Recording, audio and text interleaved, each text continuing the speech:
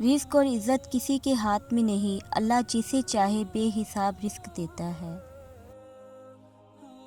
رزق کے پیچھے اپنا ایمان خراب مت کرو، کیونکہ رزق انسان کو ایسے تلاش کرتا ہے جیسے مرنے والے کو موت۔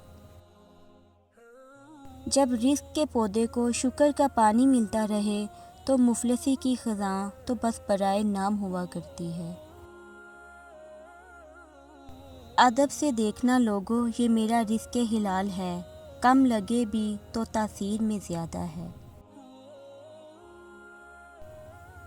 مسلمان کے لیے فرائض خداوندی یعنی نماز، روزہ اور حج و زکوٰۃ کے بعد رزق حلال طلب کرنا بھی فرض ہے۔ رزق جو اللہ نے تیرے مقدر میں لکھ دیا ہے وہ تجھے ضرور ملے گا، مگر صبر، محنت اور ایمانداری سے حاصل کر تو وہ تجھ سے کوئی نہیں چھین سکتا۔